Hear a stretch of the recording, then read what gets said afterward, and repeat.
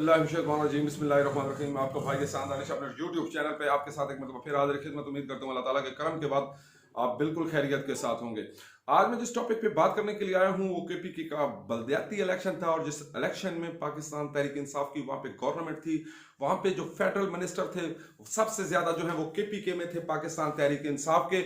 और वहाँ पे जो एमपीए हैं वो भी 2/3 मेजोरिटी के साथ पाकिस्तान तहरीक इंसाफ वहां पे जीती थी। क्या वजह बनी, क्या अलमिया बना कि आपकी टीम जिस पे आपका सारा इन्हिसार था और जहां से आपने इलेक्शन पहला विन किया था और फिर पूरे पाकिस्तान में पंजाब को विन किया, बलूचिस्तान में अच्छी खासी पोजीशन और कराची को विन किया, फिर सिंध में अच्छी खासी आपने सीटें ली थी, तो इस बेस पे आप आए थे केपीके की बेस पे। तो फिर यहाँ पे क्या आखिर हुआ कि आपका जो जादू है वो सर चढ़ के बोलने के बजाय आपको इलेक्शन में इबरतनाक शिकस्त हुई? क्या वजह क्या बनी?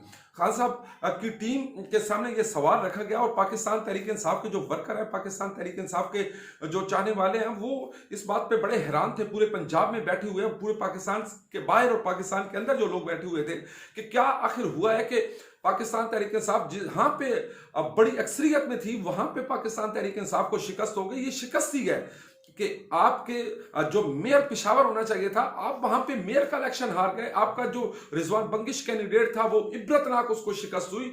तो आपकी सबसे बड़ी नाकामी क्या बनी, वजह क्या बनी कि आपने जहां पे भी कैंडिडेट आपने खड़े किए वहां पे आपके कैंडिडेटों को क्यों शिकस्त हुई? ये सवाल इमरान खान के सामने जब रखा गया तो इमरान खान के आज बड़े ही सख्त लहजा में इमरान खान ने ट्वीट किया और बड़े सख्त अंदाज में इमरान खान ने केपीके के वजीरों और मुशीरों से मुलाकात में बात की है।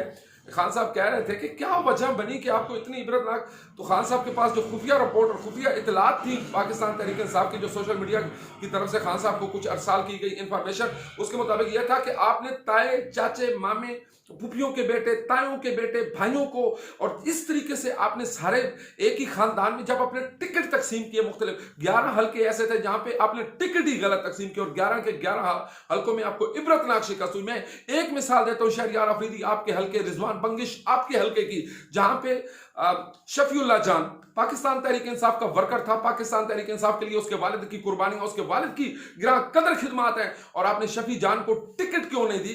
क्योंकि वो गरीब है, क्योंकि आपको खतरा है कि वो नेक्स्ट एमपीए का कैंडिडेट ना हो जाए?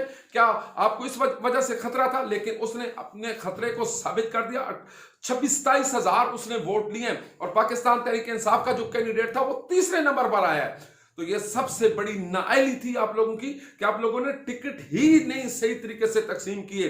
जब आप ताए, मामे, पुफियों के बेटे को शराम तारा कही आपको, तो आपका जो हल्का है वो जीतना चाहिए था। सवाबी टोपई में हमको इबरतनाक शिकस्त हुई। असद कैसर आपका मिनिस्टर, हमारा मिनिस्टर है, कौमी असम्बली का स्पीकर है, वहां पे हमको शिकस्त हुई। आपका मिनिस्टर है खुराक का जनाब आतिफ खान साहब, हमेशा आतिफ खान कहता है कि यार मैं अवाम की सियासत करता हूं, लेकिन इस दफा अवाम में नजर नहीं आया, नाराज होकर बैठे थे। नूर आलम खान ने पेशावर में अपने खाला, अपने जो है वो कजन को उसने वोट डलवा दिए जो पाकिस्तान तहरीक इंसाफ के खिलाफ था, और जमीयत उलमा इस्लाम की टिकट पे वो खड़ा था, उसको विकेट वोट डलवा दिए जुबैर को। तो यार यही तो अलमिया है पाकिस्तान तहरीक इंसाफ के उन लोगों का, और जिन लोगों को आप टिकट दे देते हैं फिर वो जब वो बड़े ओहदों पे फाइज हो जाते हैं, जो नजरियाती नहीं होते। पहली बात तो यह है कि नूर आलम जैसे लोगों को टिकट देना नहीं चाहिए था। अगर टिकट दे दिया था तो फिर नूर आलम को आप मिनिस्ट्री देते, एमपी एमएनए बन गया था, मिनिस्ट्री देते, उससे काम लेते। काम जब आप नहीं ले सके तो फिर उसने यही चंद चाड़ना था जो उसने चंद चाड़ दिया। अब आप एक एक हल्के के ऊपर बात करें, सिर्फ और सिर्फ आप जब भी अब मुनीर के अलावा आपका कोई ऐसा कोई वाज़े अल्फाज में मैं कहूं कि आपको अच्छी पोजीशन आपकी हुई है, एक डेरा इस्माइल खान है जहां पे अली अमीन गंडापुर की पोजीशन काफी बेहतर थी, लेकिन वो भी बदकिस्मती से अपनी तहसील हार गया, उसको भी वोट जो है वो मुखालिफ पड़ गया। उमर कैंडिडेट थे एएनपी के, वो उनको मर्डर हुआ और उसमें लोगों ने गुस्से का इजहार किया, और फिर वहां पे जो है वो वोट जो है वो पाकिस्तान तहरीक इंसाफ के और एएनपी और मौलाना के हक, मौलाना तो बिल्कुल साफ हो गया, एएनपी के हक में ज्यादा वोट गया। अब देखते हैं कि पाकिस्तान तहरीक इंसाफ जो है वो अगला लाएअमल क्या बनाती है। क्या जिन लोगों ने ये टिकट तकसीम किए थे उनको कोई इबरत का निशान बनाएंगे? खान साहब आप एक एक बंदे से पूछे तो सही, कम अज कम आप अगर नहीं पूछेंगे तो फिर आपका पत्ता भी साफ है, क्योंकि अगर आप इन्हीं पे रिलाय करेंगे, इन्हीं पे इन्हिसार करेंगे तो फिर खान साहब आपका भी बचना बड़ा नामुमकिन दिखाई दे रहा है, क्योंकि फिर आने वाला जो इलेक्शन है वो मजीद मुश्किल होगा। जनवरी में दूसरा फेस होने जा रहा है, 18 अजला है, और मेयर का इलेक्शन, डेरा इस्माइल खान का भी, तहसील मेयर के जो उम्मीदवार हैं अली अमीन गंडापुर के भाई हैं उमर अमीन गंडापुर, उनका भी इलेक्शन होगा इन्हीं दिनों में। तो देखते हैं कि क्या होता है कि खान साहब अब टिकट जो है वो खुद देते हैं कि जिस तरीके से पहले टिकटें बंदर बांट की गई है, जिस तरीके से शाह फरमान ने कहा कि जी ये मेरा फरमान जारी हो गया और ये उसको टिकट दे दो, आतिफ खान ने कहा उसको टिकट दे दो, उसको नहीं देंगे तो मैं नहीं निकलूंगा, आप शराम तरकई ने कहा कि नहीं जी हमारे खालाजाद हमारे चाचा को टिकट नहीं मिलेगा तो हम नहीं खड़े होंगे, हम सपोर्ट नहीं करेंगे। यार खुदा के लिए, जब आप पार्टी में खड़े होते हैं, जब एक पार्टी के कैंडिडेट को आप सपोर्ट नहीं करते, तो फिर आपने जितना खाक है। क्वाड में शाहयार अफरीदी और ज़ियाउल्लाह बंगिश ने कहा जी सलमान शनवारी को टिकट नहीं देंगे तो बड़ा मुश्किल हो जाएगा इलेक्शन जीतना। और आपको अकल नहीं है, आपका अगर शफीउल्लाह जान को आप टिकट देते तो शफीउल्लाह जान जो है पाकिस्तान तहरीक इंसाफ का अगर 10,000 वोट, उसको जो 18,000 शनवारी को वोट पड़ा, 10,000 बल्ले का वोट मजीद जो है वो इसको पड़ जाता शफी जान को, तो शफी जान 35 से 40,000 वोट लेकर आसानी के साथ जो है वो मेयर मुंतखब हो जाता है कोहाट का। तो आपको तो यार सोचने का अलमी है कि यार शाहयार अफरीदी आप सिर्फ और सिर्फ एक छोटी सी मखसूस सी सोच के साथ ही आप जो है वो बात करते हैं। आप देखें पाकिस्तान का लोग जो है वो बाशऊर हो चुके हैं, लोग जानते हैं कि आप कहां से बात कर रहे हैं और आप किसके लिए बात कर रहे हैं। खान साहब ने आज एक अच्छा ट्वीट किया। खान साहब ने कहा है कि हमारे गलत कैंडिडेट थे, हमने गलत डिसीजन लिए हैं, हमने गलत जो है वो इलेक्शन के लोग टिकट दे दिए हैं। खान साहब ये टिकट अगर फिर आप देंगे तो फिर जमीयत आपको सर तोड़ कर मारेगी और ऐसा जोड़ कर मारेगी कि फिर आप बात नहीं कर पाएंगे और फिर आपका केपीके में भी सफाया हो जाएगा और फिर आपका पंजाब जो है बलदियाती इलेक्शन का आप सोच रहे हैं फिर ये करवाने की जरूरत ही कोई नहीं है, फिर पंजाब में भी बिल्कुल पत्ता साफ हो जाएगा। और फिर ये जो आपके सदाबहार जो एमपी एमएनएस हैं इनके उड़ने का वक्त भी क्योंकि शुरू होने वाला है अगले इलेक्शन के लिए, ये देखते हैं किसकी पोजीशन बेहतरी की तरफ जा रही है। फिर ये पर जो है इनके तोलने शुरू हो जाते हैं और ये मुख्तलिफ हवाओं में उड़कर दूसरे घोंसलों में बैठना शुरू कर देते हैं। तो खान साहब आपके पास बड़ा सुनहरी मौका है, आप जनवरी में कम बैक करें, अब नेक्स्ट महीने में जो इलेक्शन आ रहा है उसमें कम बैक करें, टिकट उन लोगों को दें जो टिकट लेने के असल हकदार हैं, जो पार्टी के लिए जो इलेक्शन लड़ेंगे और तन मन धन की बाजी लगाकर आपकी पार्टी को ऊपर उठाएंगे और आपका केपीके का जो मोराल डाउन हुआ है उस मोराल को वो ऊपर लेकर जाएंगे।